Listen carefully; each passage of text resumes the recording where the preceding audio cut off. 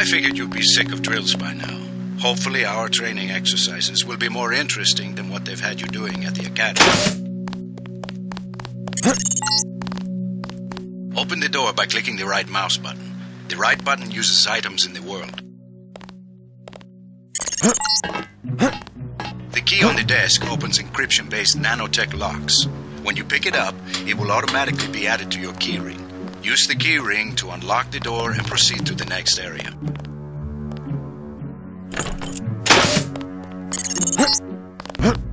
You're going to get a lot of equipment during these exercises.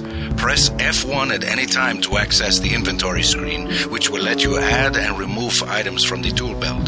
Press F2 to view your current goals and any notes you may decide to take. On a typical mission, a UNATCO agent's objectives are logged electronically so that he can stay on task at all times.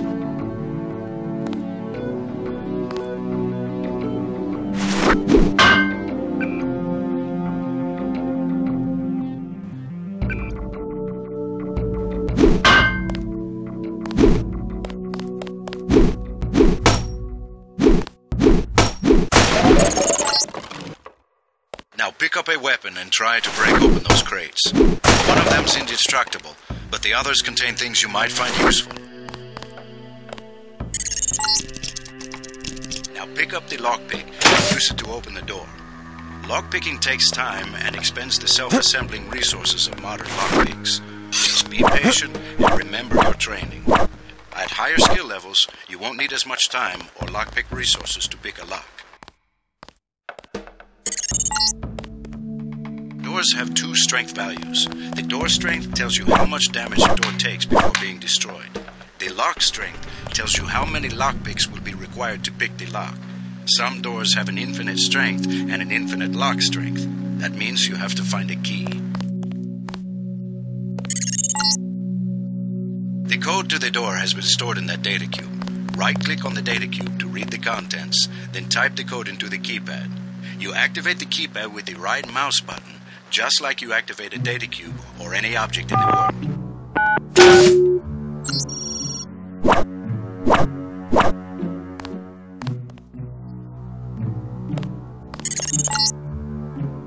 Use the disposable multi-tools on the table to hack the keypad up ahead. A multi-tool's resources are finite. When a tool is depleted, it becomes useless. The manual describes other uses for the multi-tool. At higher skill levels, you'll need less time and multi-tool resources to hack a given device.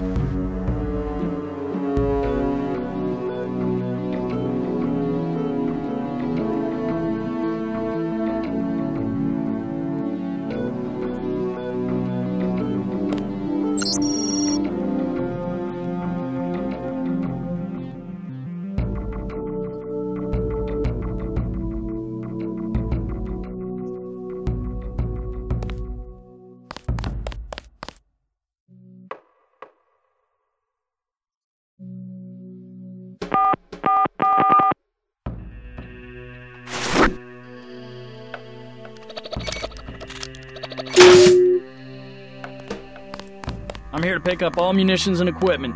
Thanks for the cooperation, Agent.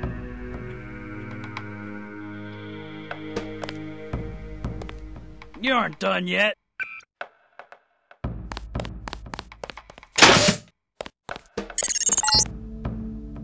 Lying in front of you is a brave cadet who volunteered to be rendered unconscious for this next training exercise. Highlight and search him to find the key to the medical room.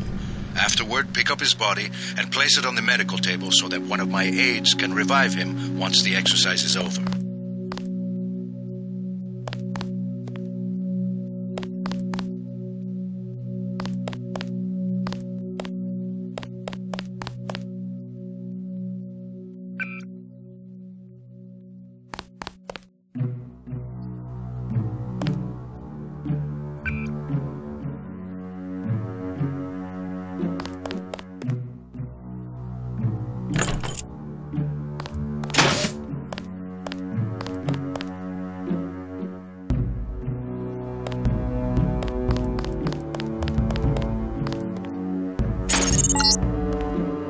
Good work.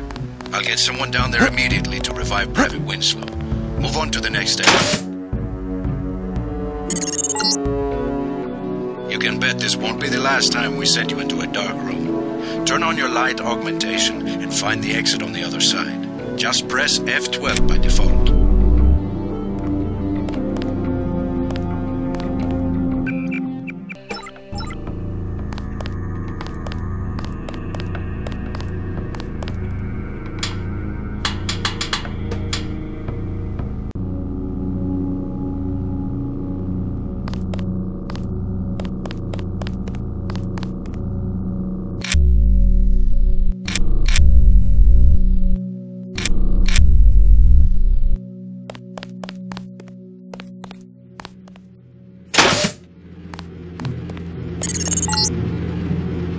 Not a mech, but you're enough of a machine to need repair bots now and then. If you used up some bioelectric energy getting through the dark area, for example, this contraption can charge you back up.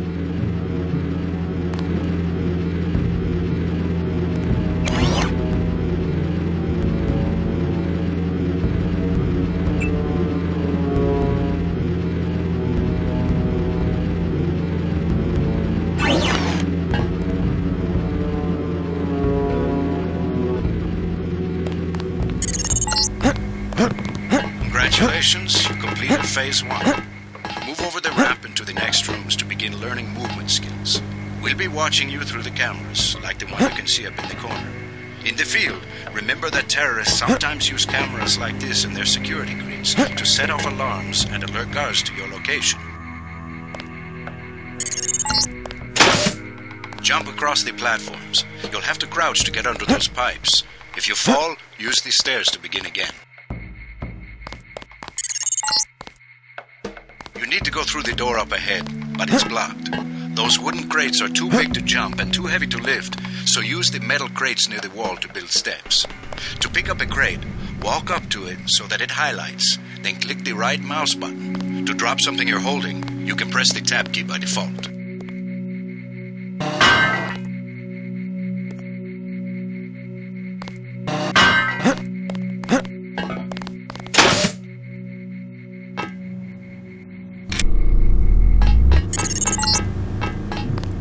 Go up the ladder at the other end of the room. By default, you look up and use the arrow keys to climb.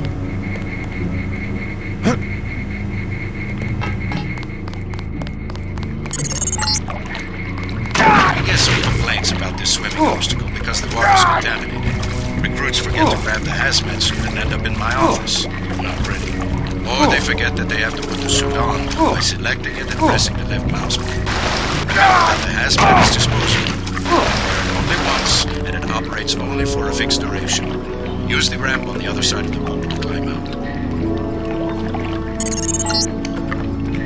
These medical bugs, normally used for quick healing, are of particular interest to you, JC, because you need a bot's help to install new augmentations. If you took any damage during the swim, now's a good time to get patched up.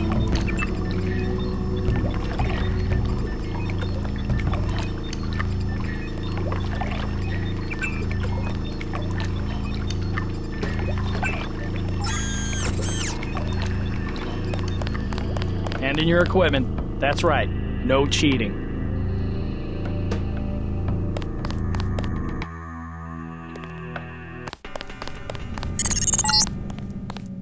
Welcome to the combat training area. I am Günther Hermann, and I will be monitoring your progress here. We will start with weapon familiarization.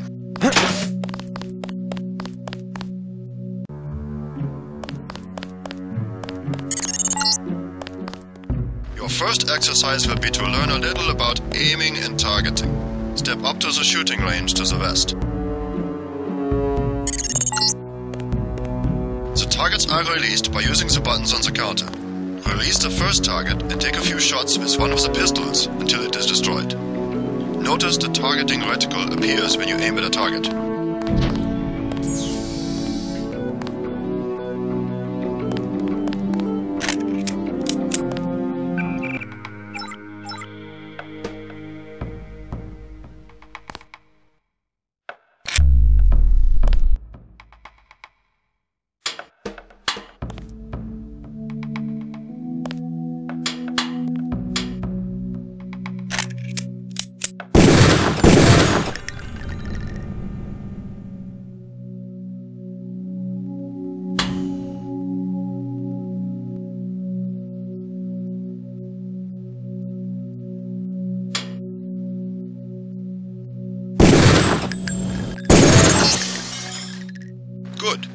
you hold your aim for a few seconds before firing, you will notice the reticle starts out wide and tightens as you hold.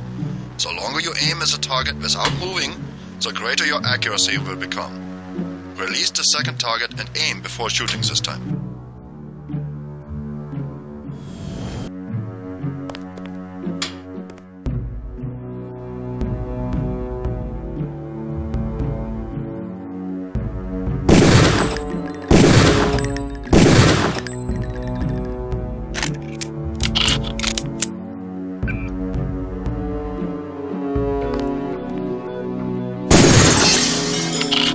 Good work. Now proceed to the next area.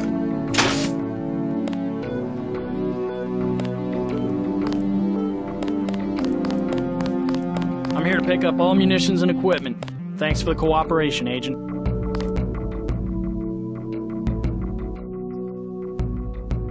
You aren't done yet.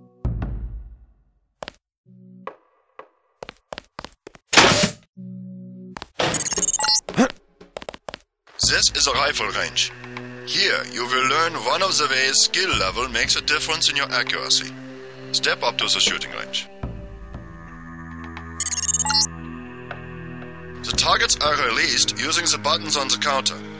Release the first target and destroy it with the rifle. Use the rifle scope by pressing the left bracket key to turn the scope on.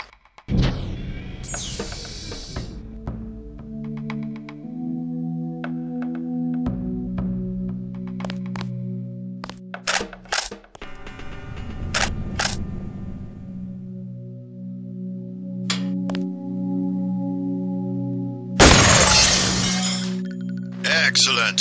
Now we are going to raise your skill with rifles to master level. Release the second target and destroy it.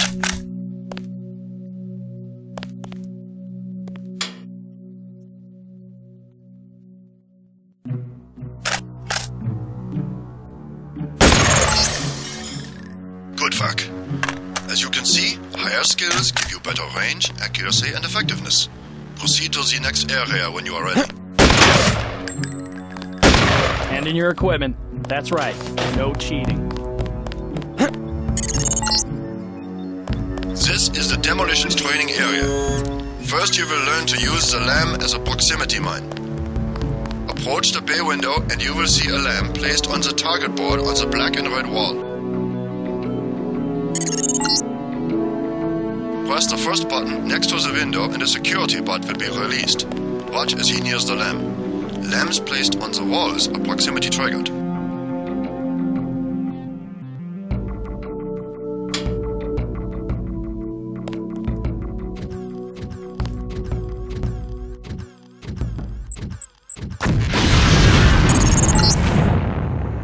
This time you will place your own lamp.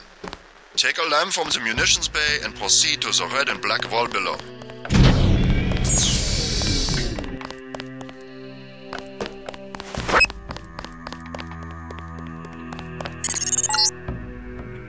Get as close to the wall as possible when you place the lamp. If you aren't close enough, the lamp will fall to the ground and detonate.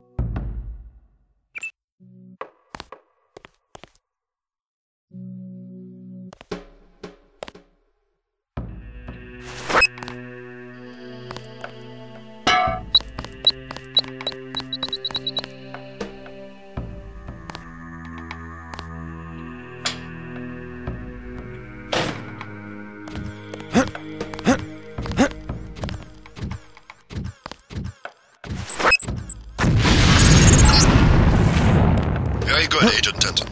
You may proceed to the next area for more demolitions training. You'll need a few extra lamps for the demolitions area. Here, catch.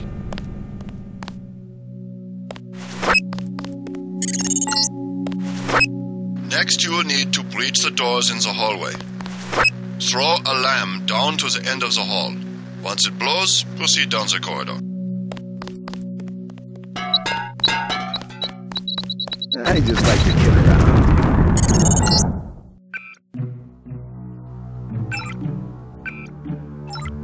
Notice how the wooden door was destroyed and the metal and barred doors remained.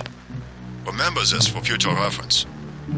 Beyond the destroyed door, you can see a damaged piece of wall you can also breach with a lamp. Try that now.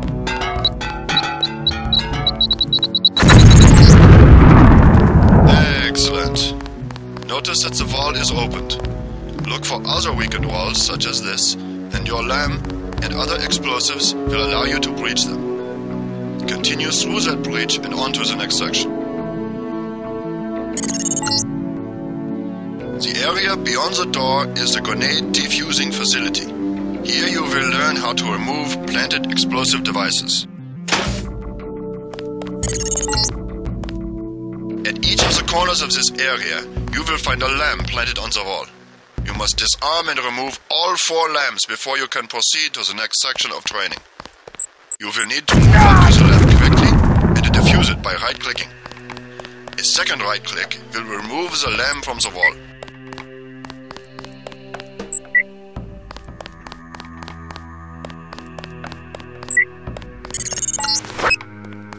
A word of warning, Agent Denton. This was a simulated experience. Real lamps will not be so forgiving. You may proceed to the next area.